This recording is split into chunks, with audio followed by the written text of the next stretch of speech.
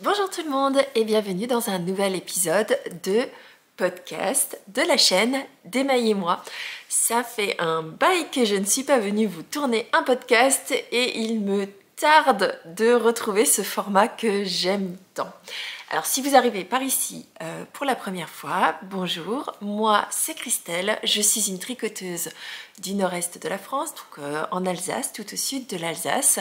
Et sur cette chaîne, je vous parle essentiellement de tricot, à 95 ou 98% de tricot. Lorsque je vous fais des podcasts, je parle, on va dire, quasiment exclusivement de tricot. Lorsque je fais des vlogs, vous avez un petit mélange de tricot, un petit peu de couture, un petit peu d'autres arts du fil en général. Alors, si vous me cherchez sur d'autres réseaux sociaux, vous pouvez également me retrouver sur Ravelry, où je publie mes patrons et je vais chercher d'ailleurs les patrons que je tricote, parce que je ne tricote pas que mes patrons.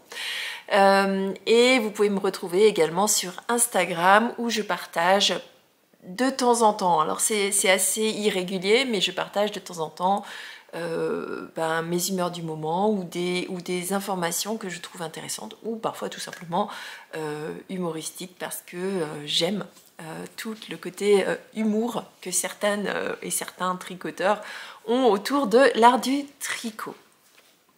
Alors aujourd'hui, c'est l'épisode 62, j'ai énormément de choses à vous montrer, mais je vais me concentrer seulement sur certains projets, et afin d'éviter d'avoir un doublon sur ce que vous avez déjà vu dans le vlog de mercredi, je vais essayer de vous parler d'autres projets. Donc il y a certains que vous avez déjà vus et sur lesquels j'ai terminé, et donc je vais vous présenter, et d'autres que vous n'avez pas encore vus, mais que j'ai tricoté ces derniers jours, sans vous dévoiler la surprise que vous aurez aujourd'hui.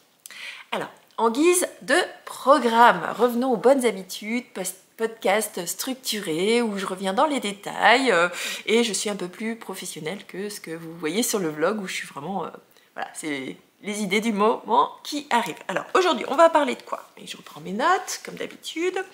Alors, aujourd'hui, j'ai une acquisition à vous montrer avec une nouvelle base de fil que je vais essayer et dont je vais vous parler tout à l'heure. On va parler de deux objets terminés, donc deux ouvrages que vous m'avez vu tricoter ces derniers temps et que j'ai enfin terminé et que je vais pouvoir vous montrer. Donc, je suis contente parce que ces deux ouvrages, un assez gros et un qui me prenait, que j'avais hâte de terminer, on va dire ça comme ça. Ensuite, on va parler de trois en cours, un que vous connaissez déjà et deux nouveaux qui sont montés sur mes aiguilles, dont un qui me fascine, et pourtant, vous verrez que je suis vraiment au tout début du projet, mais ce projet-là, il me met en joie. Ensuite, on va parler d'une surprise. Et ça, pour savoir de quoi je vais vous parler, il faudra atteindre la fin de l'épisode, parce que même si je n'étais pas là, forcément les 2 dernières semaines, j'ai beaucoup pensé à vous, j'ai finalisé des petites surprises, enfin une petite surprise que vous allez découvrir. Donc j'espère que ça vous fera plaisir. Je sais que vous aimez les surprises, les mystères et tout ça, donc rendez-vous à la fin de l'épisode pour savoir de quoi je vous parle.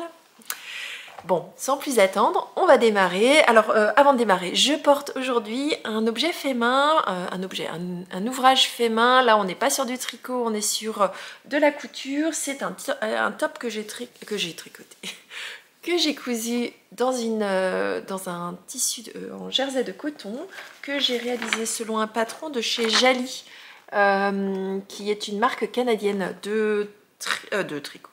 Je vais y arriver, qui est une marque canadienne de patrons de couture. Le patron, c'est le numéro 2805 et j'ai réalisé la version en manche 3/4. Ce sont des patrons qui sont disponibles en français, donc faites-vous plaisir. Et donc j'avais voulu faire j'ai fait ce t-shirt en col V. Moi j'aime beaucoup les cols V. Je trouve que ça dégage beaucoup l'encolure. Alors même si je porte tout type de col, proche, col roulé, col dégagé, j'ai un petit peu plus de mal sur des cols carré. Ça, je trouve que ça me va pas très bien la morphologie. Mais voilà, donc col V, et je referai certainement exactement le même t-shirt dans les prochains temps avec d'autres patrons, avec d'autres tissus dont je vous ai parlé dans le vlog qui est sorti mercredi. De manière générale, alors ce ne sera pas quelque chose qui est écrit dans le marbre, mais de manière générale, vous avez normalement un podcast tous les dimanches matins à 8 h, sauf en cas de petits soucis personnels, comme j'ai eu de santé ou quoi que ce soit. Et lorsque j'y arrive, vous avez un vlog le mercredi à 16 h. Voilà, les deux font à peu près 1 heure. J'essaie de pas non plus déborder de trop, mais que vous ayez quand même un contenu qui permette de vous asseoir, de prendre vos aiguilles et de partager un petit moment de plaisir, une petite bulle de cocooning. Alors, ce podcast, je vais le tourner en plusieurs morceaux pour réussir à vous le tourner, parce que vous savez que j'ai une vie un petit peu trépidante et un peu intense en ce moment côté professionnel, et donc pour pouvoir vous tourner les épisodes, je suis obligée de les saucissonner, mais normalement, avec la magie du montage, vous ne devriez pas voir de différence. Donc à moi de bien faire mon montage. Alors parlons acquisition. Donc je vous ai montré une partie de mes acquisitions dans le vlog de mercredi.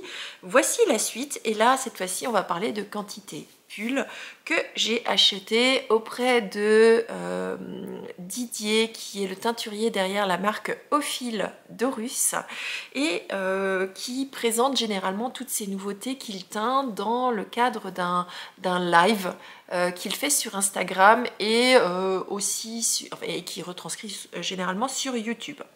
Et lorsque j'ai envie de me laisser tenter, je regarde ces lives. Sinon, je ne les regarde pas, parce que sinon, je suis sûre d'acheter. Et comme mon stage n'est plus tout à fait sous contrôle, j'essaie de limiter, on va dire, la casse pour pouvoir voilà, garder ce stage un petit peu dans une zone acceptable. Donc j'ai craqué sur un fil, sur une nouvelle base que je n'ai pas encore essayée chez Didier, qui s'appelle la base Tebes, qui est un mélange de mérino, de cachemire et de soie, à hauteur de 70% de mérino, en mérino superwash, de 10% de cachemire et de 20% de soie, ce qui en fait une base extrêmement douce, mais aussi assez lumineuse. Donc je vous montre le coloris. Voilà le coloris sur lequel j'ai craqué. Il s'agit d'un coloris sur une base claire, mais qui est entièrement parsemé de speckles dans les tons violet et bleu, que vous retrouvez par exemple ici.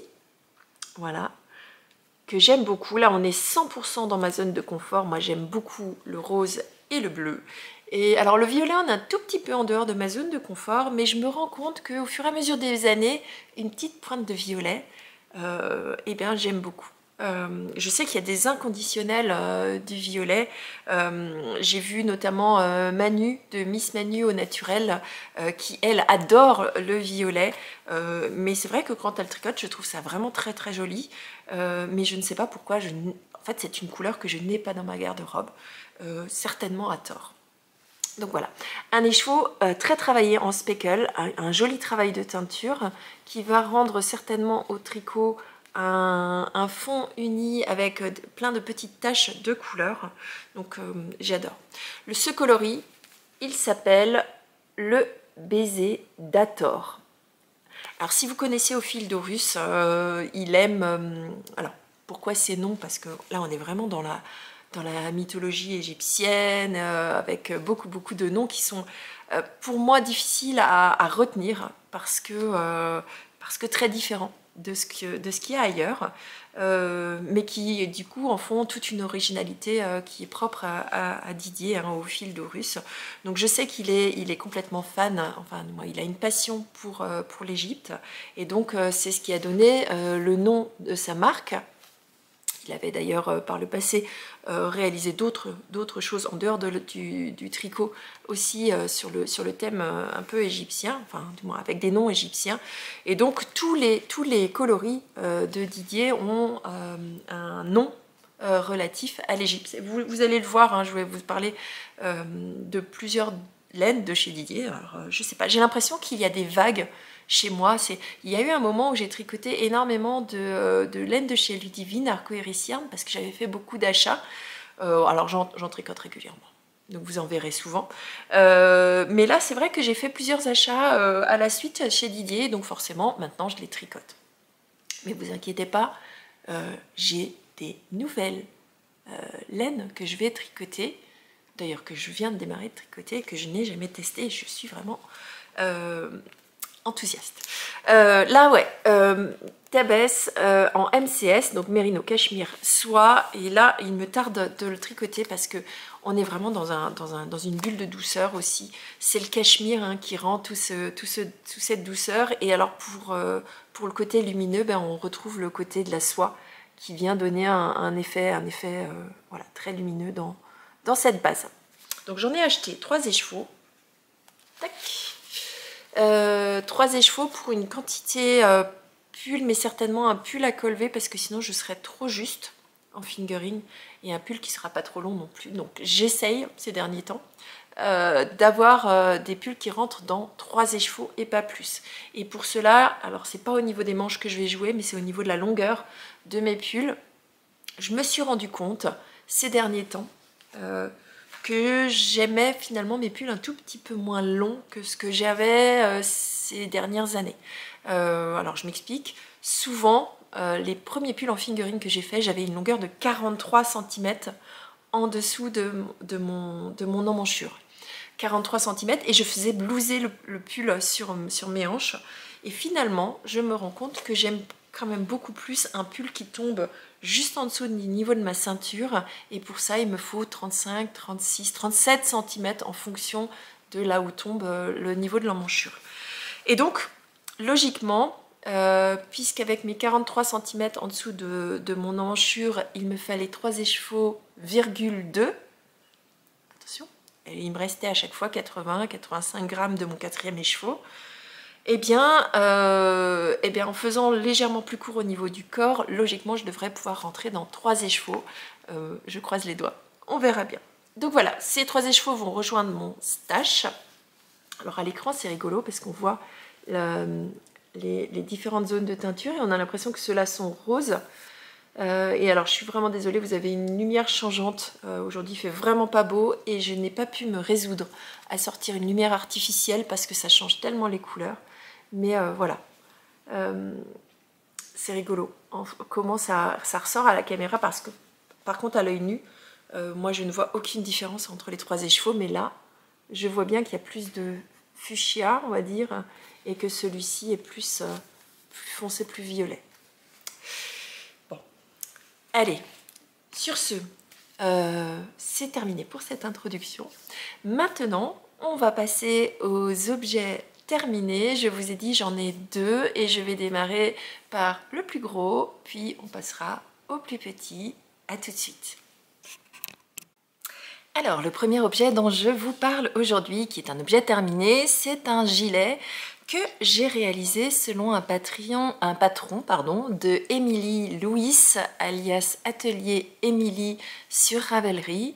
Un gilet qui s'appelle Rendez-vous et que j'ai eu énormément plaisir à tricoter et qu'il me tarde maintenant de porter, puisqu'on est dans une période où il fait beaucoup plus froid. Et donc cette association de fingering et de mohair, je vais m'en délecter.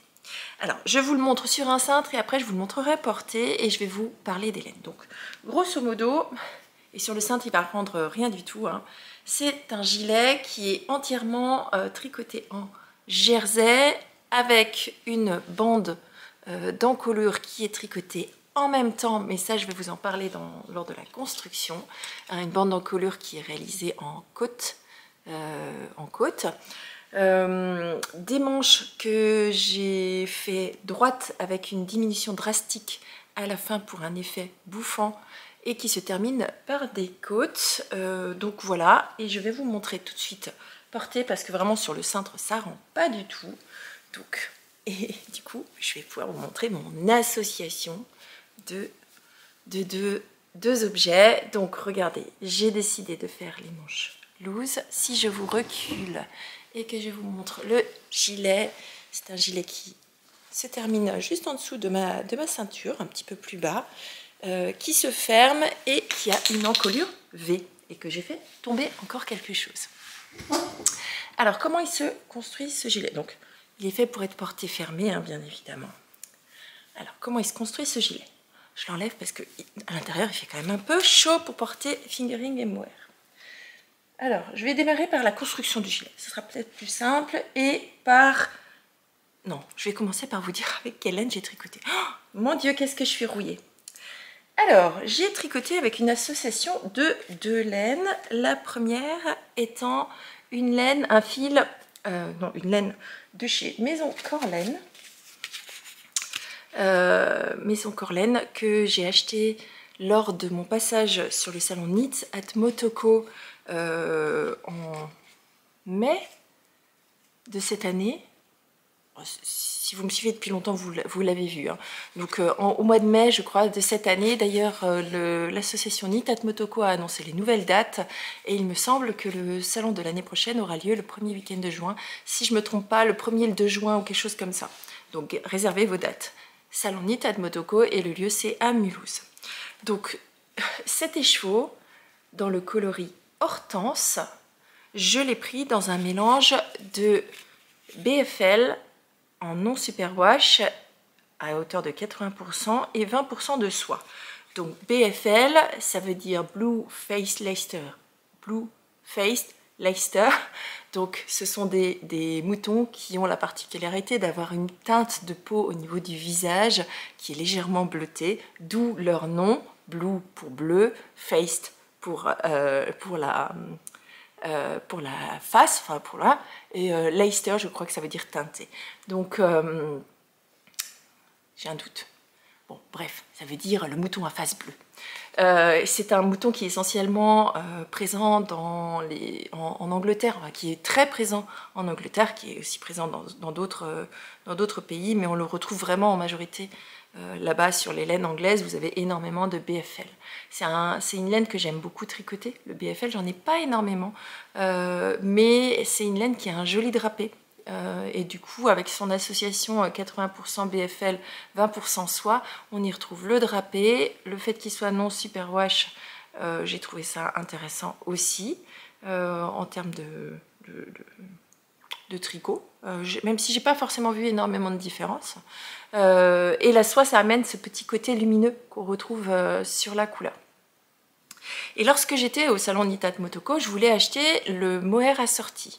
Par contre, malheureusement, sur le stand de Maison Corlaine, il n'y avait qu'un seul écheveau de ce coloris assorti en mohair. Et il m'en fallait 3. Et bon, j'ai pas eu... Je me suis dit, bon, c'est pas grave, je vais l'acheter en revenant chez moi. Mais en continuant de me promener lors du salon, et ça c'est aussi la beauté des salons, hein, c'est que vous promenez avec vos écheveaux que vous venez d'acheter, et puis tout à coup vous tombez sur un autre stand, et puis vous pouvez faire la comparaison. Eh bien, je suis tombée sur ce mohair. Vous voyez, couleur très similaire. Ce mohair, c'est la couleur marine et c'est la couleur marine de chez Eline Hélène dans sa base Yagi. Hein, la base Yagi de chez Eline Hélène, c'est le mohair. Et en l'occurrence, chez Eline Hélène, on est sur du Kid Silk Mohair. Donc, quand on dit Kid Mohair, c'est une des qualités. C'est pas la qualité la plus fine, mais c'est une des qualités les plus fines de mohair, et ce qui fait que on est vraiment sur un mohair qui ne pique pas. Donc là, il y en a 72% de kid mohair et 28% de soie. Ici, on est à 420 mètres pour 100 grammes, donc vraiment une épaisseur de mohair classique. Et ici, on est à 400 mètres pour 100 grammes. Et donc, j'ai associé ces deux laines pour en faire un petit gilet doudou pour l'hiver et pour l'automne aussi. Hein. Donc j'en suis ravie. Alors comment il se construit ce gilet? Vous démarrez comme si c'était un col châle, c'est-à-dire que vous commencez par réaliser la partie haute, et d'ailleurs vous voyez qu'il y a une toute petite, on va dire un tout petit coloris. Je vais y arriver. Que vous voyez légèrement ma reprise de maille. Je ne sais pas si vous le voyez. C'est pas la couleur que vous voyez là, c'est ici, là. On voit légèrement ma reprise de maille puisque Émilie vous fait monter une petite bande de côte que vous allez tricoter pendant un certain nombre de centimètres sur la droite Et puis vous reprenez vos mailles de ce côté-là pour faire exactement la même chose dans l'autre sens. Ce qui fait que vous avez une longue bande de 1 ou 2 cm de large, et qui correspond en fait à la partie haute de votre encolure à l'arrière. Une fois que vous avez fait ça, donc moi j'en ai profité pour faire un montage provisoire pour éviter de voir une démarcation à l'intérieur de mon gilet. Et ici on ne voit pas, il n'y a pas de relevé de mailles, tout simplement parce que j'ai fait un montage provisoire. Alors sur des côtes, c'était pas forcément ce que je préférais, de repartir dans l'autre sens, mais ça a marché. Une fois que vous arrivez ici, il vous reste donc des mailles ici que vous aviez mis en attente et des mailles là.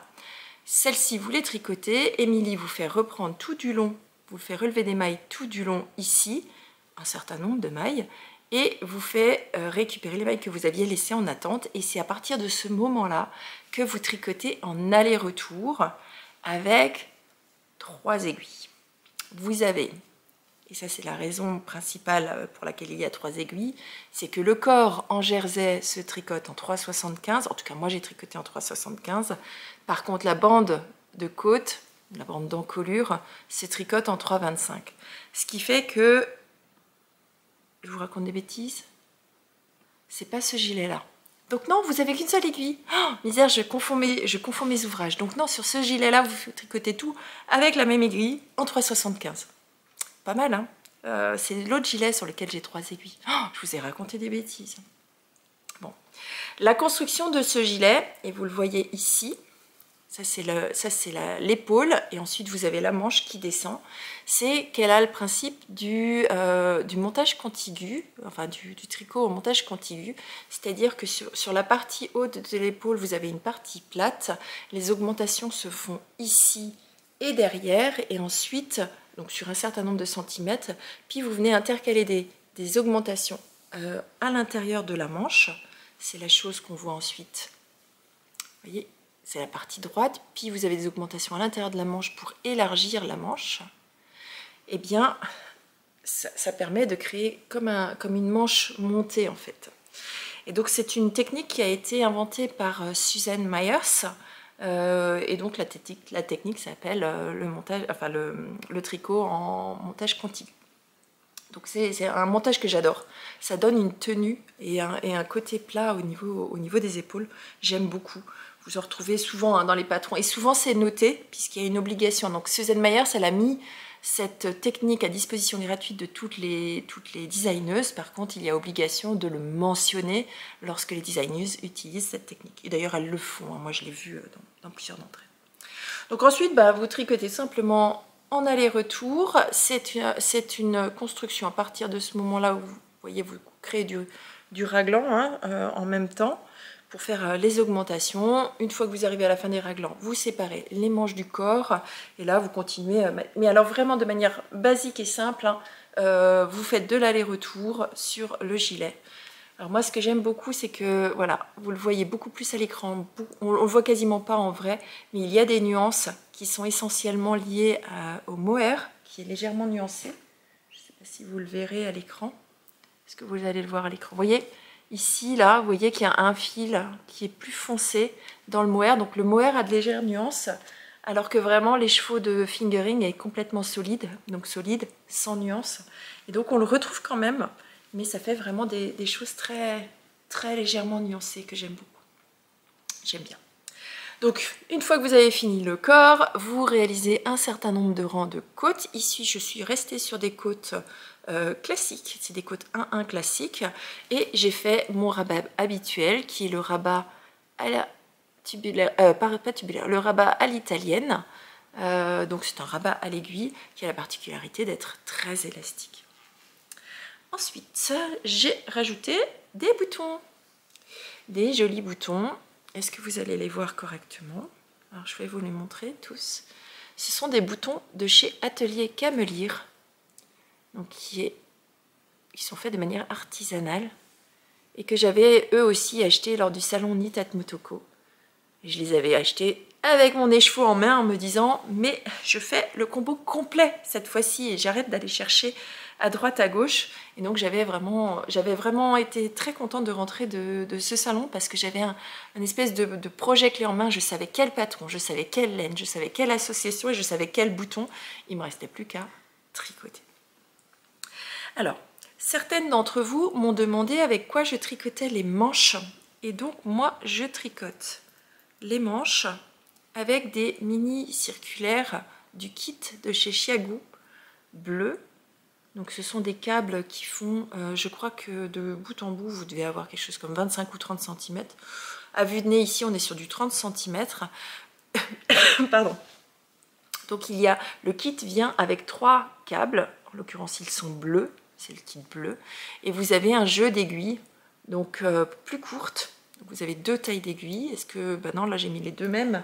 Mais en gros, vous avez une taille d'aiguille qui fait 5 cm de haut et une autre qui fait 7 cm et demi. Ce qui vous permet, si vous voulez avoir une aiguille plus grande d'un côté que de l'autre, c'est faisable. Mais ce qui vous permet surtout de tricoter sur des petites circonférences. Donc je les utilise beaucoup, je les utilise aussi énormément quand il s'agit de démarrer un projet. On en reparlera un petit peu plus tard dans l'épisode, puisque ben, j'ai volontairement arrêté un projet pour vous montrer comment je démarre en fait un de mes projets quand j'ai un montage de colle. Donc voilà, j'espère que ça répond à vos questions, parce que vous avez été plusieurs à me le demander. Voilà, moi je tricote avec mes Chiago, ce sont des Chiago interchangeables. Sauf pour les chaussettes où je tricote avec des Chiago fixes, mais Chiago quand même. Pour moi, c'est les aiguilles de prédilection, puisque ben, c'est avec celle-ci que j'ai le tricot le plus fluide. Ça glisse sur mes aiguilles, elles ont une bonne longévité, il n'y a pas d'accroche au niveau des accroches. J'ai plusieurs kits, j'ai le kit général avec mes aiguilles, donc c'est une pochette noire. Je vais vous montrer. Voilà. Alors, j'ai ce kit-là, qui est un kit Chiago. Donc, c'est des aiguilles que je vous montre à l'intérieur. Même si chez moi, vous n'allez pas forcément voir toutes les tailles d'aiguilles, parce que moi, j'ai acheté seulement le kit.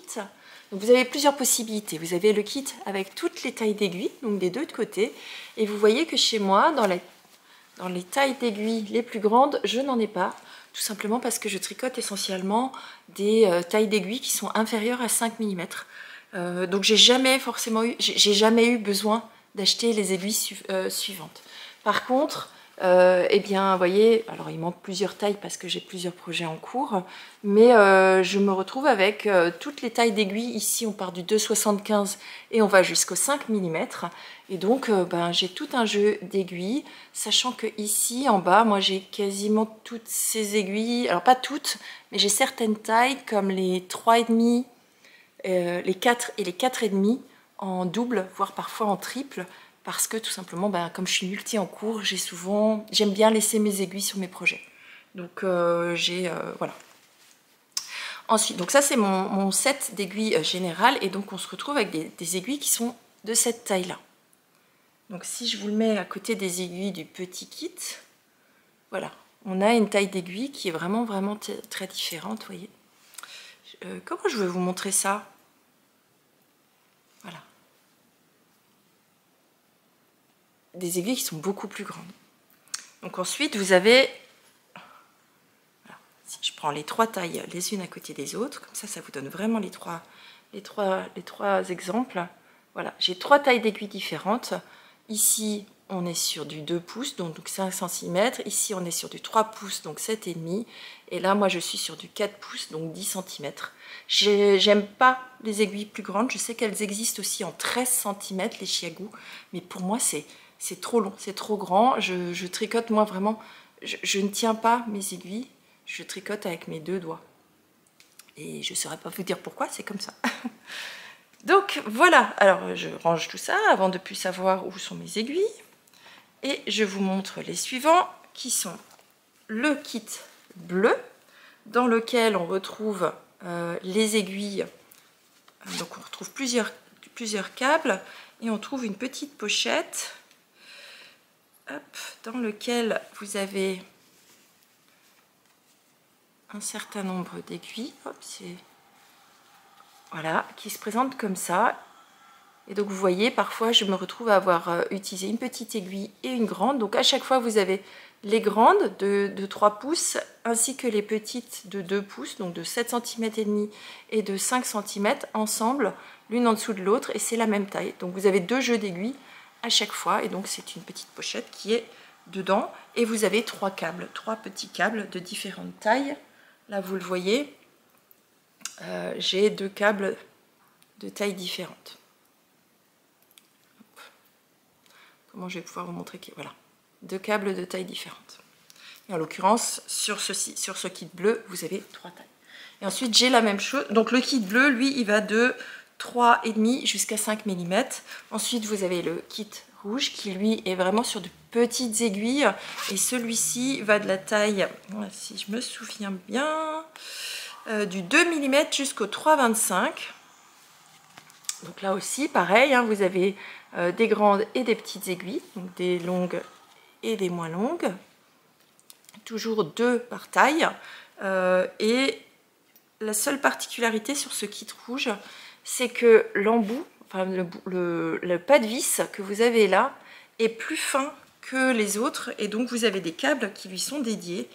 Et ça, je vais essayer de vous montrer la différence. Voilà, vous voyez la différence d'épaisseur de fil, de câble. Le bleu, c'est les tailles standards. Et le rouge, c'est les tailles vraiment pour toutes les mini aiguilles du kit rouge. Donc vraiment quelque chose de beaucoup plus fin. Donc voilà, j'espère que ça répond à vos questions. En tout cas, moi je suis une 100% adepte de chiagou, je ne tricote plus qu'avec ça. Et parfois, quand j'ai vraiment pas le choix, je reprends mes anciennes aiguilles, mais souvent je peste. Donc voilà. Bon, c'est tout pour ce premier objet. Je vous emmène dans un deuxième objet terminé et je vous dis à tout de suite.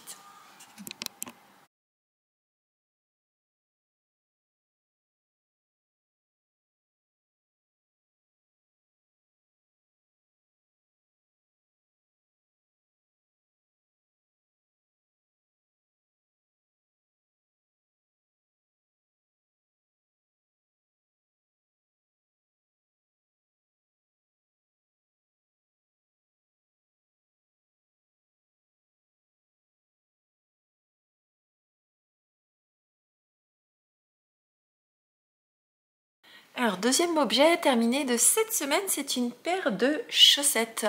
Une paire de chaussettes que je réalise selon le livre de Charlotte Stone, alias Stone Knit, qui s'appelle, donc ce livre s'appelle Charming Colorwork Socks. Comme d'habitude, je vous rappelle que tout ce dont je vous parle, vous pouvez le retrouver dans la barre de description, que ce soit le nom des patrons, le nom des teinturiers, le lien vers les livres, Oups, je vous ai montré. Le nom des coloris, bref, je vous écris tout dedans pour que vous puissiez retrouver. Donc comme ça, vous n'avez pas, vous pouvez suivre tranquillement en gardant vos aiguilles dans la main. Donc le livre s'appelle Charming Colorwork Socks, c'est Stone Knit qui l'a écrit, alias Charlotte Stone, alias Stone Knit, et c'est un livre qu'on ne présente plus, hein, mais qui comprend 25 patrons de chaussettes en jacquard, puisque Charlotte Stone, on dit que c'est la papesse du jacquard. J'ai beaucoup d'admiration pour elle, et on y retrouve 24 paires de chaussettes, toutes plus belles les unes que les autres. Si je m'écoutais, je pense que je les tricoterais toutes. Ouais, je pense que je les tricoterai toutes, mais je vais rester raisonnable. Alors, plusieurs podcasteuses ont tricoté hein, ces chaussettes. Vous retrouvez notamment, il me semble, les petites poules là. Vous les retrouvez chez Chantal, alias Fraîcheur Mentalo. Je les avais vues chez elle. Il me semble que l'eau demoiselle a tricoté les petits chiens ici pour son fils. Vous retrouvez les petits piments ici chez Lysandre. De mémoire, il me semble que Céline de See You Later Knits a démarré ses chaussettes avec les petits cœurs et moi j'ai décidé de réaliser en duo avec Clara de la chaîne DIY or Dream des chaussettes qui s'appellent... Je sais jamais parce que je les appelle I'm Betty for Halloween, donc des chaussettes qui, selon le patron de Charlotte Stone, ressemblent à ceci et que j'ai adapté à ma façon. Donc normalement, je devais faire ces chaussettes en mini-cale, mais bon, vous savez, j'ai eu des petits soucis là ces dernières semaines, donc j'ai été une très mauvaise compagnonne, ou compagnon, binôme de tricot pour Clara, qui a fini ses chaussettes toute seule dans son coin, parce que ben, voilà, j'étais un petit peu à la traîne, j'étais absente, et donc Clara, si tu passes par là, mes excuses, voilà, je suis vraiment désolée. Donc je vous montre ma version et après je vous parle des laits. Donc vous les avez déjà vus dans le vlog, mais cette fois-ci j'en ai deux. Donc ça y est, je les ai terminés et j'avoue que je suis absolument ravie de les avoir terminés parce que j'avais tellement d'autres choses que je voulais monter sur mes aiguilles ou d'autres projets que je voulais avancer qu'il était temps qu'elles se terminent. Non pas qu'elles soient longues à tricoter, mais je sais pas pourquoi. J'en avais assez et je pense que c'est parce qu'on était sur normalement du full jacquard sur toute la partie des pieds. Alors fort heureusement, j'ai laissé la part belle à ce joli coloris dont je vais vous parler. Alors, avant de parler du coloris, on parle de la construction, on démarre par le haut, on finit par la pointe. Ici, des côtes normalement qui sont en 1-1, moi j'ai décidé de les faire 1-1 torse. Vous savez, mon amour pour les côtes 1-1, alors en l'occurrence demi-torse, puisqu'on ne torse que la mariée avant. Une fois qu'on a fini ces mailles-là, Charlotte Stone nous fait faire un certain nombre de mailles, elle nous fait faire un rang sur lequel on fait des augmentations drastiques, puisque moi j'ai démarré avec 64 mailles et mon jacquard se réalise avec 80 mailles. Donc on augmente quand même de 16 mailles et j'avoue que ce n'est pas de trop par rapport à la densité de ce jacquard, puisque bon, mon pied passe sans problème. Moi je suis restée en 2,25. Alors habituellement j'ai pas de problème de tension de jacquard, mais là je pense que j'aurais pu en avoir quand même. Donc bon, finalement ça passe très bien. J'ai décidé de respecter le patron sur la partie de la tige, donc j'ai tricoté exactement comme chez elle et je me rends compte que je suis en train de vous montrer la deuxième chaussette sur laquelle il y a des erreurs. Donc je vais vous montrer la première, comme ça je pourrais cacher mes erreurs, mais sachez que tout le monde fait des erreurs et donc vous voyez que mes jolies petites fleurs là, elles sont incomplètes et j'ai décidé de vivre avec. C'est normal, c'est de l'artisanat. Bon, bref, j'ai décidé de réaliser 2 fois la répétition du patron. Donc votre grille de jacquard correspond à 2 hauteurs de chauve-souris. Vous voyez qu'elles sont en quinconce. Et donc toute la hauteur de ce premier rang plus ce deuxième rang de chauve-souris, c'est une répétition de motif complet. Donc moi j'ai décidé de les faire 2 fois, puis de réaliser un talon. Alors je crois que j'ai fait un talon en shadow wrap. En l'occurrence, bon, un talon en rang raccourci. Au niveau du talon, juste avant de passer sur le talon, j'ai réalisé toutes les diminutions pour revenir à mes 64 mailles d'origine parce que je ne voulais pas non plus que ce soit trop lâche au niveau du talon. Donc j'ai réalisé mon talon, puis après sur le pied, je suis partie en jersey tout simple pour laisser s'exprimer les speckles de ma laine que j'avais choisi. Et j'ai voulu rajouter une petite fioriture en bout de pied. Et donc voilà, je me suis fait plaisir avec un jacquard tout simple. Donc si jamais vous voulez reproduire ce genre de jacquard, vous avez... Je suis désolée pour le bruit, mon mari fait des travaux.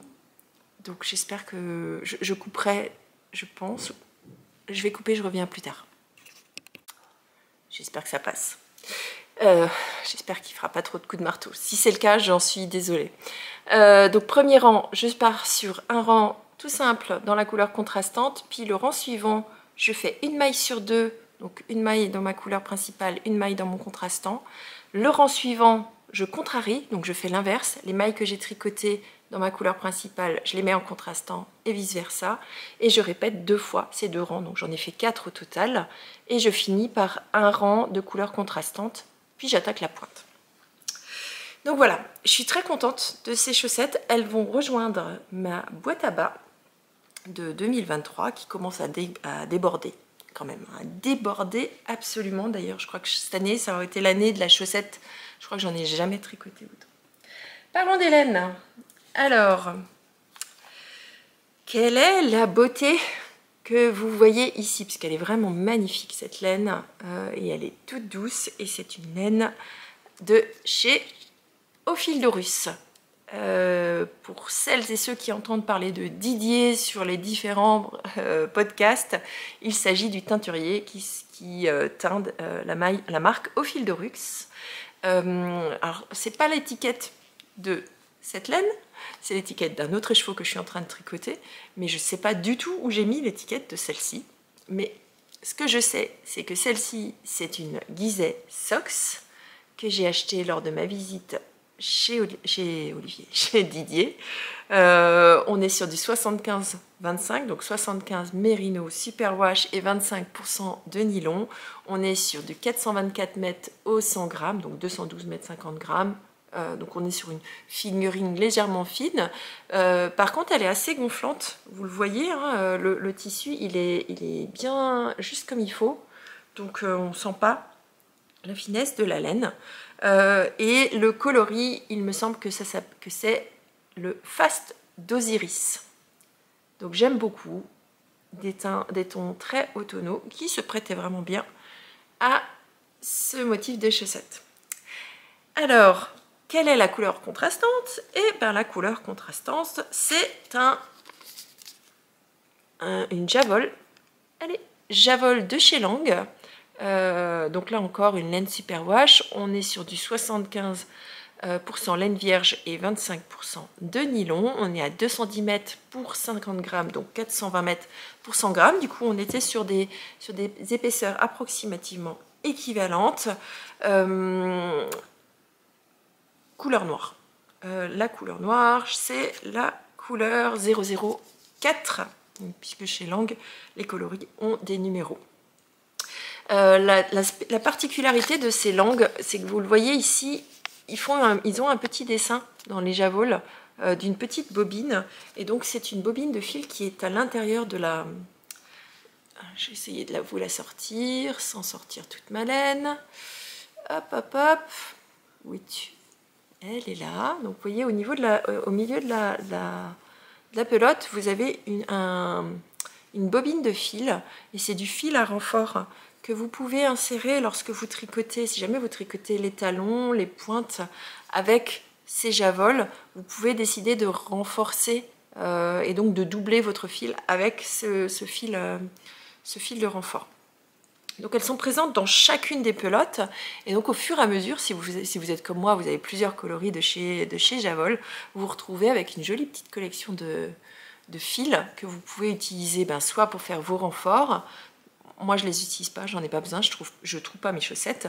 Par contre, vous pouvez aussi les utiliser en couture pour faire des surpiqûres ou tout simplement pour faire des renforts à certains niveaux. Vous savez, quand vous faites une poche sur un pantalon et que vous avez juste la partie de jonction, et à ce moment-là, vous faites quelques petits points pour renforcer la solidité à cet endroit-là, typiquement, j'utilise ce genre de fil. Donc voilà. Deuxième objet terminé de la semaine qui va rejoindre gentiment ma boîte de bas. Et comme on est fin du mois d'octobre, la fin d'année approche et je me réjouis de pouvoir ouvrir bientôt. Alors l'ouvrir, je l'ouvre régulièrement parce que je suis curieuse et j'aime trop papouiller, mais de pouvoir m'offrir à moi-même toutes ces boîtes de bas et de pouvoir commencer à porter mes chaussettes tricotées cette année. Bon. On passe à la suite. Allez, à tout de suite.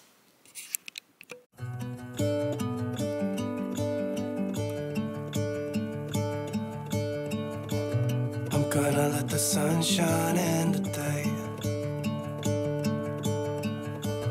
I'm trying to make this darkness go away.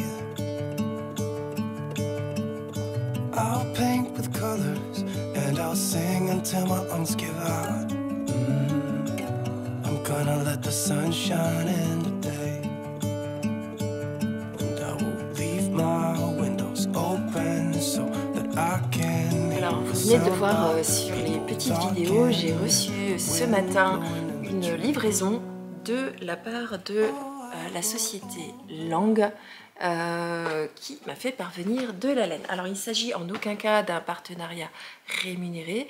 Je fais tout simplement, du moins j'ai la chance tout simplement d'avoir été acceptée dans un programme qui s'appelle Blogger Box et qui permet aux créateurs de contenu de découvrir certaines bases de laine au fur et à mesure de l'année.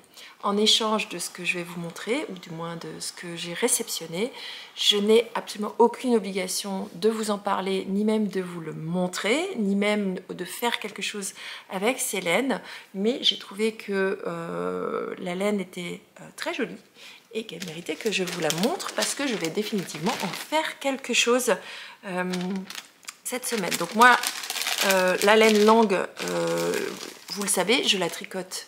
Je la tricotais déjà avant, je la tricote régulièrement et je trouve que c'est une laine qui a un bon rapport qualité. Donc Lang m'a fait parvenir les choses suivantes. Donc elle m'a fait parvenir une petite présentation de leur nouvelle base qui s'appelle Lamb's Wool. Alors, dans un coloris qui s'appelle 11 16 00 64, donc Lamb's Wool. On est sur une épaisseur sport. Ah, vous le voyez un petit peu trop rouge, il est un petit peu plus lit vin. Est-ce que... Je crois que j'arriverai pas à vous sortir le coloris. Mais j'aime beaucoup ce coloris. Et alors, on est sur une épaisseur sport. Elle fait 150 mètres au 50 grammes. Donc, je sais déjà quel projet je vais faire pour moi. On est 100% en mérino, super fine. Et il me tarde de la mettre sur mes aiguilles. Donc, c'est une laine qui est un petit peu intéressante. Alors, est-ce que j'arriverai à vous le montrer? C'est une laine qui est intéressante parce qu'elle est... je ne sais pas si vous verrez, mais elle est tressée dans sa texture. Alors, tressée, ou je ne sais pas exactement comment ils ont fait ça. En tout cas, elle est légèrement pelucheuse, comme ça. Est-ce que vous le voyez? Oui, voilà, vous le voyez. Elle n'est pas retordue énormément. Et donc, il me tarde de la tester, parce que c'est très doux, et c'est vraiment sympathique. Donc... de femmes, où est-ce qu'il y a le français? Il n'y a pas écrit en français, donc en gros je vais vous le traduire. Alors c'est une laine qui vient de la ferme Kongi, qui vient de l'est de l'Australie et qui est détenue par une famille depuis plus d'un siècle. Blablabla.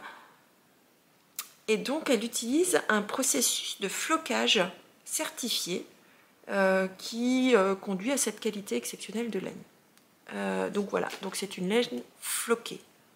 Très intéressant, une texture que je n'ai encore jamais tricotée et qu'il me tarde de tester.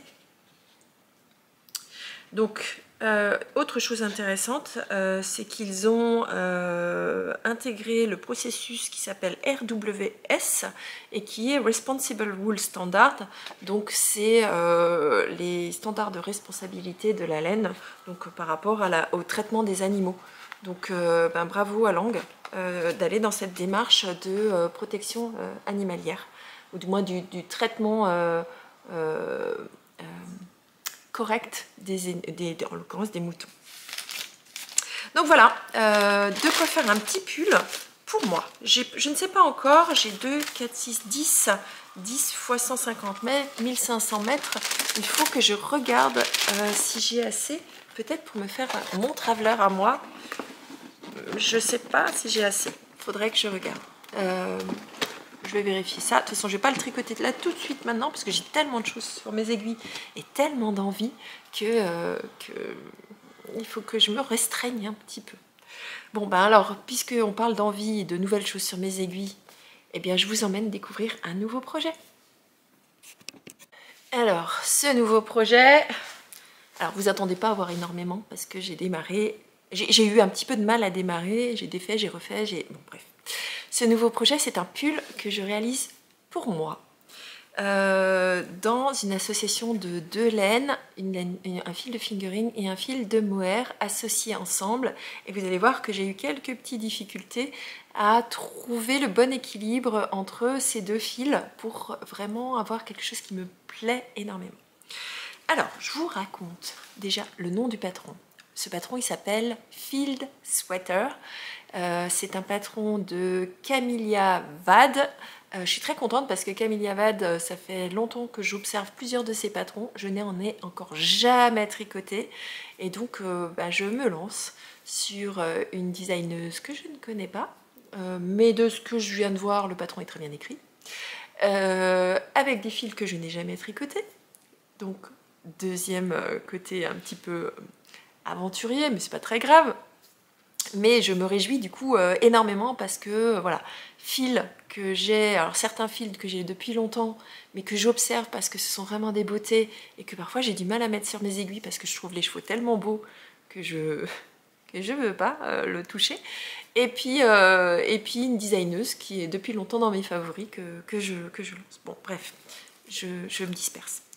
Donc si jamais vous voulez tricoter ce patron, alors je vous aurais certainement mis la photo ici pour vous montrer le patron, parce que c'est un joli patron avec un col rond, avec tout un yoke, avec un motif de texture dont je ne vous donnerai pas la construction, mais voilà, qui est à base de manipulation, ce ne sont pas des noppes. Et qui crée tout un effet de comme si vous aviez des grains autour de l'encolure. Je trouve ça magnifique. Je vous mets une des versions qui m'a décidé à choisir. Elle est en version manche courte, mais moi je vais la faire en version manche longue. Donc mes laines, je les ai dans ce tote bag de chez Lainitude, qui est une boutique de laine située à Bulle en Suisse, à qui je fais un gros bisou. Donc c'est ma jumelle, puisqu'elle est née exactement le même jour que moi. Je te fais des gros bisous. Et j'avais fait un tour chez elle lors de mon passage à Bulle, et j'avais trouvé deux laines différentes chez elle. La première, c'était une Hedgehog Fibers dans le coloris Dust, que je vous avais présenté lors d'un vlog, je pense, certainement cet été, un vlog ou un podcast, certainement un vlog. Et le deuxième, et c'est là la beauté que j'ose pas toucher, c'est un mohair. Là, on est sur du kid mohair de chez Tout le Matin Yarn. Regardez-moi cette magnificence. Je suis amoureuse complète. Et là, on est sur le coloris Mavis. Et donc, c'est de la Tote Kid Silk, 72% Kid Silk, 28% mohair. Donc, c'est le même mélange que vous aviez précédemment sur le mohair de Hélène Hélène. Donc, toujours de la douceur, de la douceur. Et j'aimais beaucoup ce côté nuancé, tout en douceur, entre du crème et des petites taches de rose. Et je voulais vraiment retranscrire tout ce côté doudou. Donc je pense que vous l'avez compris, en ce moment j'ai besoin de douceur. Et j'aime cet univers cocooning. Donc je me suis dit, j'aime beaucoup cette couleur. Quand on était en boutique, on avait choisi ensemble. J'avais plusieurs choix, j'avais choisi de prendre ces deux-là pour les mettre ensemble. Mais quand j'ai fait mon échantillon, et je vais vous le montrer, eh ben, j'ai pas du tout aimé ce que j'ai tricoté. Alors, je vous montre.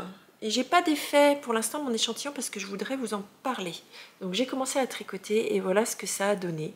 Ça a donné un aspect totalement chiné. On perdait toute la délicatesse de ce joli mohair. Et ça annulait la beauté de ce coloris que je trouve vraiment, il mérite finalement de briller par lui-même. Donc j'ai décidé tout simplement de séparer ces deux fils, et je vais vous en parler tout à l'heure. Donc là j'ai fait ma première partie d'échantillon à plat. Bon, vous voyez que ça fait du chiné, et donc pour moi c'était un no-go. J'aime pas tellement cet aspect chiné, en tout cas pas avec ces deux associations. Et ensuite, donc cette partie-là, je l'ai réalisée à plat.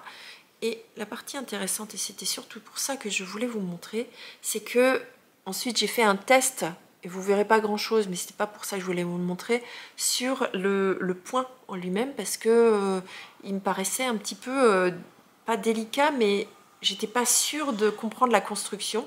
Et donc, je l'ai fait sur l'échantillon pour être sûre de comprendre et de vérifier comment il faut que je gère ma tension, pour que ces points de grain, comme elle appelle ça, soient réalisés correctement.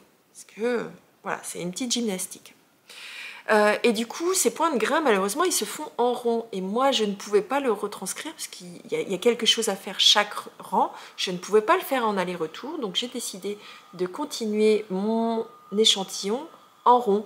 Donc, tout simplement, eh bien, je refaisais passer mes mailles de l'autre côté.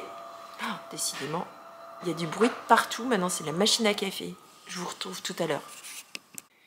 J'aurais mieux fait de terminer l'enregistrement de mon podcast hier. Je vous ai démarré hier, je vous continue aujourd'hui samedi, c'est la dernière fois que j'enregistre un samedi. Il faut impérativement que je vous enregistre à mes pauses de midi dans la semaine, sinon il y a trop de bruit. Ma famille, ça me va pas. Je vais aller les gronder. Bon bref, je vous disais donc que j'ai dû continuer cet échantillon en rond et donc tout simplement j'ai laissé les fils sans les couper et à chaque fois je faisais repasser mon échantillon de l'autre côté de l'aiguille pour pouvoir m'assurer de tricoter en rond. Donc voilà, si jamais un jour vous avez vraiment un motif de dentelle que vous voulez tester en rond, aussi pour tester votre tension, parce que personnellement je n'ai pas de problème de tension, ni la façon dont je tricote sur des mailles en verre est identique en termes de tension, que ce soit en droit ou en verre. Donc ça ne pose aucun souci de faire mon échantillon à plat. Mais je sais que certaines d'entre vous ne tricotent pas forcément pareil en termes de tension sur des rangs en verre. Et dans ce cas-là, n'hésitez pas à faire vos échantillons en rond. Et donc pour ça, il suffit de refaire passer vos mailles à nouveau sur la partie droite. Donc voilà, ça c'est pour l'échantillon que je vais défaire par contre maintenant, que je voulais montrer, mais qui ne sera pas le rendu de mon pull. Je suis désolée pour le bruit. C'est comme ça, je vais quand même pas l'empêcher de faire les travaux. C'est pour moi les travaux. Bon, je vous montre. J'ai pas fait grand chose, mais je voulais vous montrer le rendu. Au final, j'ai remplacé le rose par tout simplement un neutre que j'ai associé à ce mohair pour pouvoir laisser vraiment toute la place et la beauté des nuances de ce mohair. J'ai pas voulu dupliquer ou abîmer, on va dire, cette partie-là. Je vous montre. Je n'ai fait que le col, mais au moins ça vous rendra la version. Donc je vous parlais avant de mes mini circulaires, et donc voilà comment j'utilise mes mini circulaires de manches, puisque j'ai monté mes mailles sur le col, sur mes mini circulaires avec des grandes aiguilles par contre, la partie plus grande des aiguilles de ces kits là, et donc j'ai démarré tout ce projet sur le col, et au fur et à mesure je vais d'abord rajouter des câbles supplémentaires, puis passer sur un grand câble au fur et à mesure des augmentations. Et donc je vous montre le rendu une fois que ces deux laines sont tricotées ensemble. Donc ça donne exactement ce que je voulais.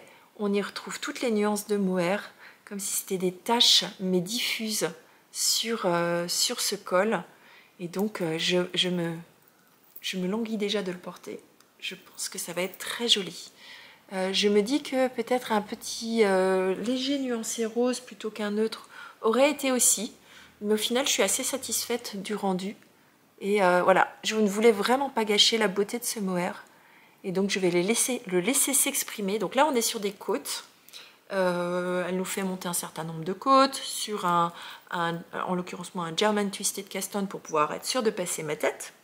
Vous avez deux épaisseurs de côte possibles, donc moi je pense que je vais partir sur la plus fine des deux, parce que vous aviez soit 12 rangs, soit 18, mais je pense que 18 c'est un peu trop large pour moi, donc je vais rester sur du 12 rangs, et puis après je vais attaquer le yoke. Normalement on est sur des côtes classiques, donc j'ai fait un premier essai en combination knitting, donc j'ai vu ça sur le Vlogtober de Céline alias See You Later ou Madame Bibiche. Je sais jamais si c'est See You Later ou Madame Bibiche sur YouTube, donc pour être sûr je vous dis les deux. Je sais que l'un c'est sur Instagram et l'autre c'est sur YouTube, mais je crois que c'est Madame Bibiche sur YouTube et See You Later Knits sur Ravelry et Instagram. Et donc j'ai essayé cette technique de combination knitting et au final je trouvais que le rendu n'était pas suffisamment dessiné pour ce que j'aime Oula, le soleil est en train d'arriver. Cool. Depuis le temps qu'il pleut, maintenant le soleil est bienvenu. Oh bah non, il s'en va à nouveau. Donc combination knitting, et ben finalement j'ai redéfait et je suis repartie sur simplement des mailles demi-torse. Donc pour vraiment montrer la beauté de ce pull. Donc j'ai pas beaucoup plus à vous dire sur ce pull. Vous voyez bien, hein, je viens de démarrer, mais j'avais trop envie de le porter cet hiver. Et comme je sais que le yoke va me demander énormément d'attention, j'ai regardé le point de grain est particulier. Il associe plusieurs techniques, puis de la torsade, puis voilà. Il n'est pas compliqué en lui-même, mais ça va me prendre du temps. Donc du coup, j'ai démarré. Et donc, je vais pouvoir donner la part belle à ce mohair. Regardez-moi cette beauté. Comme c'est beau. Et donc, comme c'est la première fois que je tricotais du Tour le Matin Yarn, je ne savais pas quel était mon échantillon. Et j'ai d'ailleurs un échantillon qui est légèrement différent de la designeuse. Je suis bonne en largeur. Je suis un tout petit peu juste en hauteur, mais comme il s'agit d'un yoke, il suffira que je vérifie si mon emmanchure n'est pas trop basse et que je continue si jamais je veux descendre mon emmanchure.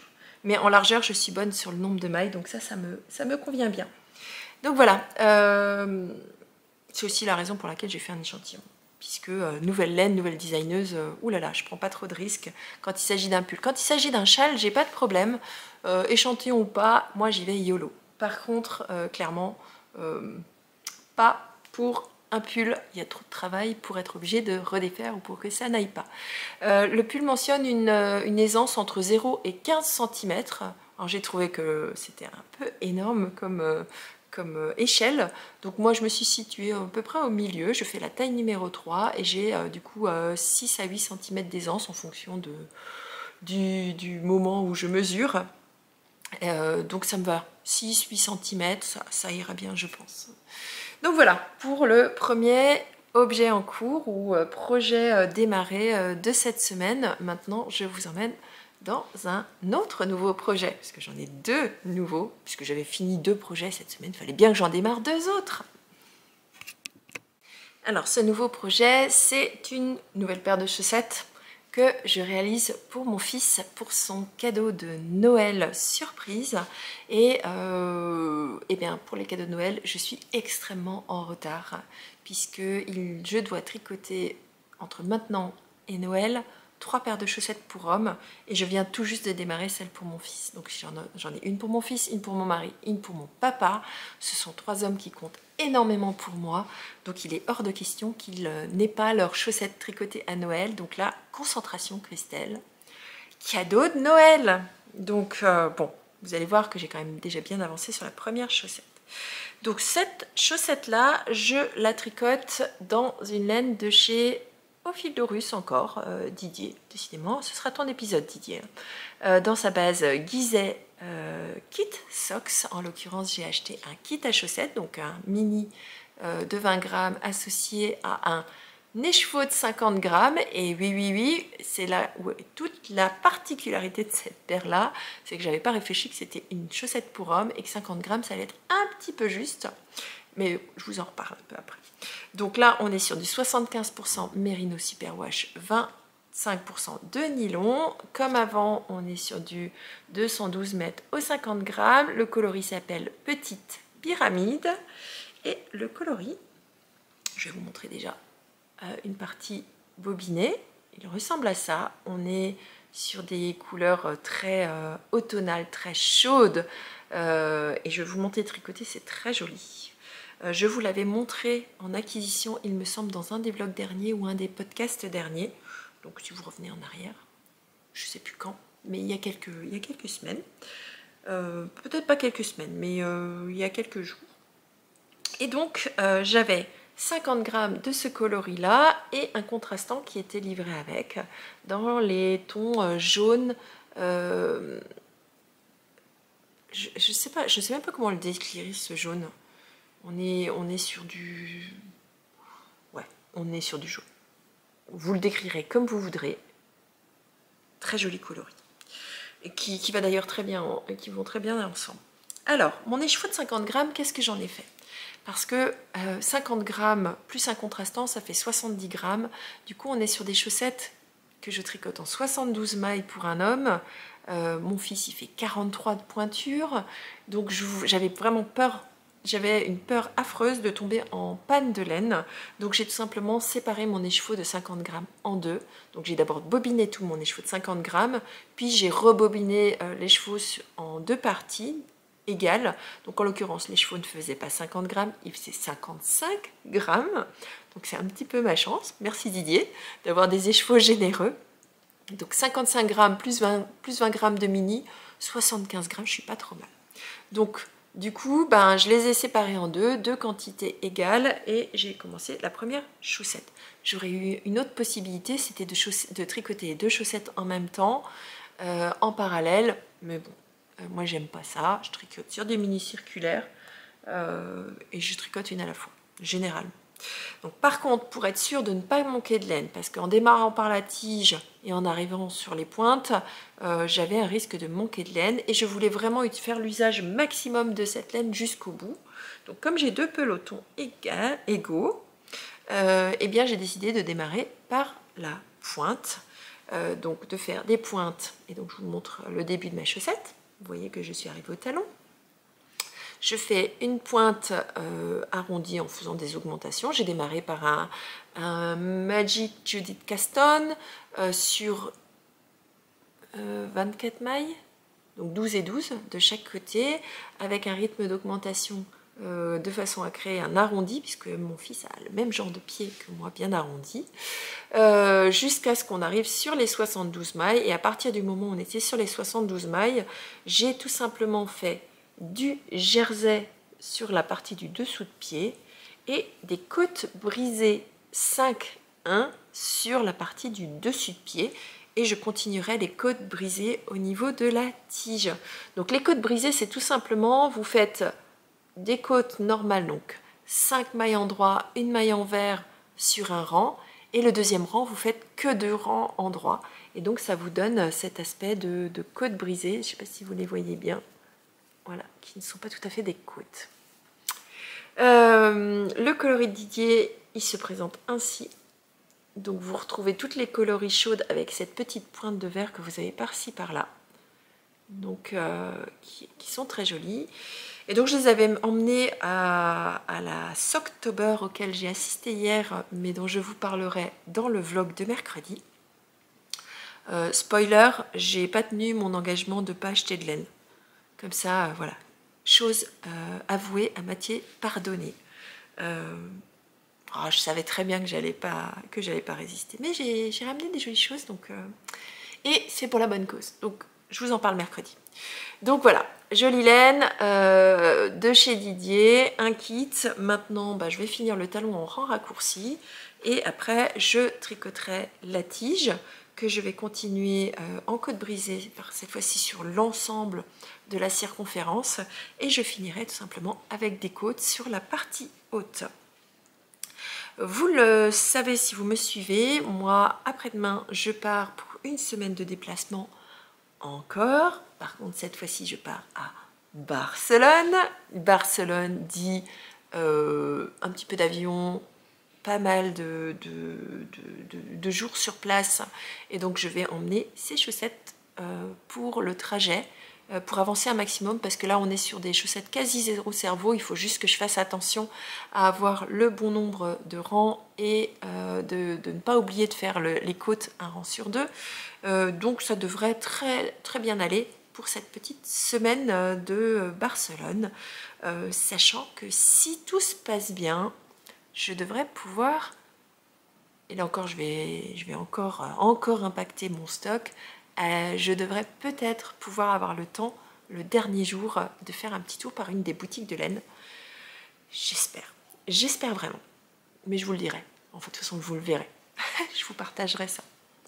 Donc voilà, pour ce deuxième nouvel ouvrage sur mes aiguilles des chaussettes, sur lequel j'ai vraiment un délai et sur lequel je ne veux pas prendre de retard, parce qu'il faut qu'elle soit terminée le plus rapidement possible pour être emballée. est offerte. Et tout ça en surprise. Donc c'est parfait. Si je pars, je serai loin, il n'y aura pas de risque qu'il soit vu. Bon, allez, je vous emmène dans l'objet en cours suivant. Et puis après, je vous parlerai de ma surprise. Alors, ce dernier objet en cours dont je vais vous parler cette semaine, c'est un col que je réalise dans le cadre d'un CAL. Un CAL qui a été lancé par l'une de mes tricopines podcasteuses qui s'appelle Christelle aussi, mais avec un seul L. Donc je parle de Christelle alias Rêver sa vie en couleur.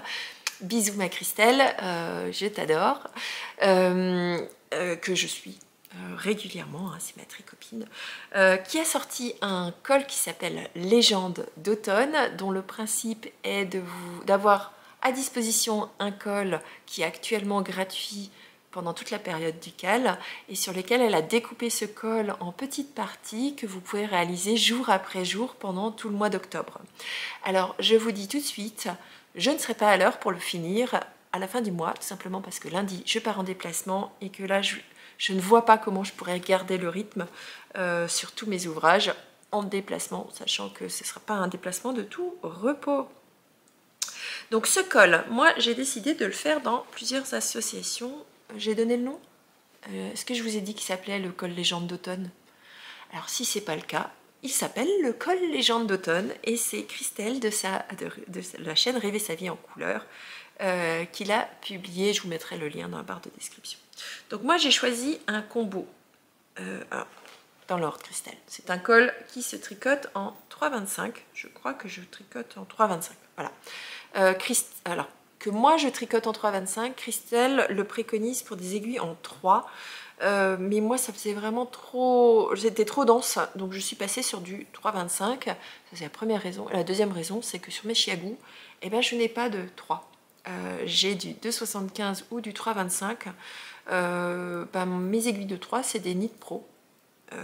Et puis je préfère chiagou, donc ça tombait bien. C'était cool que le tissu me plaisait moins en 3, donc du coup en 3,25 ça allait très très bien. J'ai choisi, donc c'est un col qui a été inventé par Christelle pour utiliser des mini ou des restes.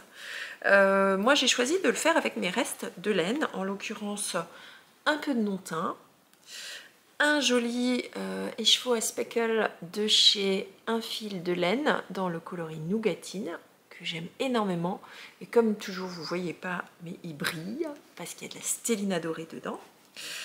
Ensuite j'ai un reste de chez Tricot & Stitch que j'avais eu dans un kit pour faire des gnomes l'année dernière, gnomes que j'ai jamais terminé en fait parce que finalement j'aime pas trop tricoter les gnomes, donc peut-être que je le tricoterai un jour mais je pense pas, finalement ça me plaît pas, donc faut faire seulement ce qui nous plaît. Si vous aimez tricoter les gnomes, tricotez des gnomes. Si vous aimez pas, tricotez pas. Donc faites-vous plaisir à vous. Le tricot c'est un loisir, c'est quelque chose qui doit vous apporter du bien-être, donc profitez-en. En tout cas c'est ma devise. Voilà, c'est ma devise. Donc un coloris qu'il y avait dans un kit d'un gnome. Un gnome, vous savez que Christelle de Tricot & Stitch a souvent des kits qu'elle propose lorsque Sarah Shira, qui est la papesse du gnome, sort des patrons. Et bien voilà, ça faisait partie d'un de ces kits. Ensuite, j'ai encore un autre reste de chez Tricot & Stitch, dont je ne me souviens plus le nom, qui devait être un coloris type anthracite ou quelque chose dans ce style-là. Ensuite, j'ai un mini de chez Laurel Knits, qui est un espèce de bleu-gris clair. Et un écheveau, un reste de mini de chez Arco Iris Yarn. Et ici, on est sur du coloris navet. Et le tout petit dernier, mais que j'ai pas encore utilisé dedans, et je ne sais pas si je vais l'utiliser, c'était un tout petit mini reste du calendrier de l'Avent de Tricot & Stitch, encore une fois. Mais alors là, je l'ai vraiment laissé au fond, en me disant, allez, il est dans les mêmes tons de couleurs, si jamais j'ai besoin d'un petit peps quelque part, je le rajouterai. Donc, maintenant que je vous ai présenté toute ma ribambelle de restes et de mini, parce que je pense qu'on est toutes pareilles, on a plein de restes, hein, beaucoup trop de restes. plein de mini, plein de petits restes où on ne sait pas forcément quoi faire. Bon, on en reparle tout à l'heure. Donc je vous montre le col. Moi je suis arrivée à ce niveau-là. Et quand je le vois à l'écran, je le trouve très joli. J'ai pas du tout respecté l'ordre des couleurs de Christelle, tout simplement parce que j'avais pas forcément le même nombre de couleurs qu'elle, parce que j'avais aussi des restes de plus de 50 grammes, de 25 grammes, de 30 grammes, donc j'ai vraiment fait en fonction. J'organise l'apparition des couleurs en fonction de ce qui me plaît à l'œil et de ce que j'ai envie, de combien il me reste sur chaque couleur. Donc j'ai démarré avec un coloris qui est neutre. Alors c'est pas un non teint, je crois que je vous ai dit une bêtise, c'est pas un non teint, c'est un coloris qui est blanc mais qui vient de chez Laurel Knit. Donc la même teinturière qui a fait ce bleu gris là que vous voyez ici. Donc on démarre par un certain nombre de rangs de côtes. Alors je ne vais pas dévoiler le contenu du patron, pour l'instant il est gratuit. Sachez qu'à la fin du cal, c'est un patron qui deviendra payant. Donc un certain nombre de rangs de côtes, et après, en fait, ça c'est le jour numéro 1. Parce que le patron, il est vraiment écrit sous forme de aujourd'hui vous pouvez faire ça, demain vous pouvez faire ça, et pour chaque jour, vous avez entre 2 et 6 rangs. Parfois un tout petit peu plus à réaliser, et donc ça vous permet vraiment de faire un projet où chaque jour vous avez un indice si vous avez envie de le faire. Par contre vous avez accès à la totalité du patron, donc libre à vous si vous voulez avancer plus vite ou moins vite de le faire selon ce qui vous plaît le plus. Donc ensuite vous avez 3 petites sections de jersey qui m'a permis de faire une espèce de montée en puissance des coloris. Et puis vous arrivez à la première section de jacquard. Donc moi j'ai décidé d'utiliser le même coloris ici, qui est le coloris navet, pour l'insérer dans mon jacquard et de reprendre une base neutre pour vraiment faire ressortir le jacquard. Ce jacquard, je l'ai entouré des deux côtés avec la même bande de coloris navet. Ensuite, j'ai gardé le même coloris blanc là, pour réincorporer le bleu-gris que vous avez ici et réaliser la deuxième partie de jacquard. Ensuite, quelques rangs de jersey, et alors là, moi j'ai fait une petite déviation au patron. Christelle nous faisait intégrer 5 rangs de jersey à cet endroit-là. Moi j'en ai enlevé 2 parce que je trouvais que ça faisait... Alors comme j'utilisais la même couleur qu'avant, je trouvais que l'équilibre était moins harmonieux, et donc j'ai réduit de 2 rangs à ce niveau-là. D'ailleurs, je crois qu'elle en parle dans ses vidéos, qu'elle allait certainement me faire une petite modification de patron. Ensuite, on a une section de fausse torsade. Donc c'est un point qui est très facile à réaliser, qui fait comme si vous faisiez des torsades, mais ce n'en est pas. Donc on va dire débutant accessible. De toute manière, tout le col là est débutant accessible. Si vous voulez vous lancer, allez-y. Donc je ne sais pas si maintenant je devais le refaire, si je ne réduirais pas cette section et que je ne faisais que je la réduirais peut-être un petit peu en hauteur. J'attends de voir le rendu fini. Il me semble qu'elle est un petit peu haute en comparaison des autres sections. Peut-être. Ensuite, je suis repartie sur du coloris clair que je reprends là. Et en fait, finalement, ce coloris clair, c'est celui qui m'apporte l'harmonie, on va dire, sur l'ensemble, qui revient régulièrement pour diluer en fait cette concentration de couleurs, parce que vous savez que moi je suis pas une grande aventurière des couleurs, il faut qu'il y ait pour moi un fil directeur. Donc alors même si je trouve ça très très joli chez les autres, moi j'ai quand même encore beaucoup de mal à me lancer et à mélanger les couleurs à ce point là. Donc là je suis arrivée à un moment où on a refait du jacquard, à nouveau un petit peu de jersey, et là on part sur de la texture. Vous le voyez pas très très bien. Alors, sur la texture non, mais au lieu de faire du jersey endroit, on part sur une alternance de jersey endroit puis en vert. Et donc c'est à ce moment-là que je me suis arrêtée, parce que je me suis laissée distraire par mon nouveau projet sur mes aiguilles et sur quelques obligations. Mais je prends énormément plaisir à tricoter ce col. J'ai l'impression qu'il va être très très haut. Je pense qu'à un moment ou à un autre, je vais l'essayer pour voir quand est-ce que je m'arrête en hauteur. Donc il est possible que je n'aille pas forcément jusqu'au bout de ce projet. Et là, je me rends compte que maintenant, en bruit de fond, après les travaux, vous avez les cloches. Et j'espère que si vous m'écoutez avec des écouteurs ou avec un casque, ce n'est pas trop perturbant. Voilà. Voilà pour ce que je voulais vous montrer en termes de tricot aujourd'hui. Maintenant, il me reste à vous annoncer ma petite surprise que je vous ai préparée. Alors, si vous me suivez sur Instagram, vous le savez déjà. Si vous me suivez sur Ravelry, vous le savez déjà. Mais aujourd'hui, hier pour vous, est sorti un nouveau patron de chaussettes mystère. Et cette fois-ci, ce n'est pas un mystical, c'est tout simplement une chaussette mystère dont je vous ai mis à disposition le patron à l'aveuglette. Donc là, on est dans le mystère, mais sachez que c'est un patron qui a été pensé pour utiliser vos petits restes. Donc quand je parle de petits restes, typiquement, on parle de restes comme celui-ci. Donc vous savez, ceux dont vous ne savez pas quoi faire, sur lesquels il vous reste 4-5 grammes de fil, pas assez pour faire un carré dans une memory blanket, pas assez pour faire des côtes ou des pointes, mais vraiment voilà, quelques petits restes, voilà, vos restes de mini, voilà. Et ben dans ce patron là, vous allez pouvoir utiliser vos restes. N'hésitez pas à vous faire plaisir, à les mélanger ou pas. La seule chose que je peux vous dire, c'est que c'est une succession de petites parties, qu'il n'y a pas de jacquard, que c'est totalement accessible aux débutants, que le patron est sur Ravelry et que il restera mystère ce patron jusqu'au 9 novembre. Le 10 novembre, je dévoilerai sur cette chaîne, le 10 ou le 11 novembre, je dévoilerai sur cette chaîne ma version tricotée. Il y a un tout petit peu de dentelle à l'intérieur de chacune des sections pour que ce soit pas trop répétitif ni redondant, mais alors faites-vous plaisir parce que vous allez pouvoir utiliser dans chacune des sections vos restes et toujours avec une uniformité sur l'ensemble de la chaussette. Elle est totalement accessible aux débutants et donc disponible sur Ravelry. Et comme d'habitude, quand je sors un patron, je vous mets un petit code de promotion. Vous avez un code qui s'affiche en bas de votre écran qui s'appelle Scrappy 25 et je me rends compte que je ne vous ai pas donné le nom de la chaussette. Elle s'appelle Mystery Scrappy Socks. Si je vous traduis en français, c'est la chaussette mystère qui utilise les restes. Donc j'espère qu'elle vous plaira.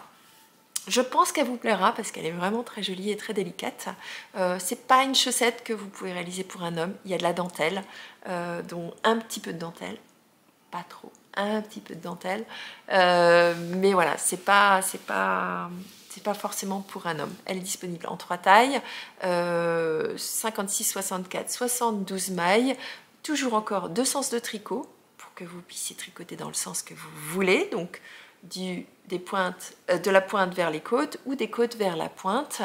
Quoi d'autre? Vous avez 3 talons différents pour que vous puissiez avoir l'aisance que vous voulez au niveau de votre pied. Voilà, petit cadeau que j'avais, petite surprise que j'avais envie de vous faire juste pour vous, juste parce que je vous aime trop. Donc voilà, ce sera la fin de cet épisode. J'espère qu'il vous aura plu. Moi, ça m'a fait énormément plaisir de revenir dans le cadre d'un podcast. Ça faisait un petit moment que je faisais du vlog et finalement, je me rends compte que j'aime vraiment les deux formules, vlog, podcast, et que je trouve pas forcément le même plaisir ni dans l'un ni dans l'autre. Enfin, si, je trouve du plaisir dans une version comme dans l'autre, pas la même. Je prends énormément de plaisir à revenir sur des projets de manière plus technique, plus détaillée, plus précise dans le cadre des podcasts comme aujourd'hui. Là où dans les vlogs, je prends plaisir juste à vous voilà, dérouler mon impression du moment, mon aventure du moment, mon évolution. Donc c'est vraiment deux formats très différents. Je me suis dit que j'allais tester les deux et puis finalement j'aime les deux. Donc je pense que je vais continuer avec les deux types de formats et libre à vous de suivre l'un, l'autre ou les deux en fonction de ce qui vous plaît. Je ferai toujours hyper attention à ne pas forcément être trop redondant sur l'un et l'autre. Donc normalement, ce que vous avez vu lors du vlog n'est pas, hormis quelques bricoles, répétitifs sur ce que vous voyez dans le podcast. Donc voilà, moi il me reste à vous souhaiter une très belle semaine créative. Je vous souhaite beaucoup de plaisir, beaucoup de créativité et je vous dis à mercredi. Mercredi, je vous emmène dans mes aventures tricotesques, donc dans le cadre du vlog. Je vous emmène à la Socktober avec moi, notamment avec des achats et avec de la créativité au fur et à mesure de mon week-end, de mes quelques jours. Allez, je vous dis belle semaine et à mercredi 16h. Bisous, bye bye. I'm gonna let the sun shine in today. I'm trying to make this darkness go away. I'll paint with colors and I'll sing until my lungs give out. I'm gonna let the sun shine in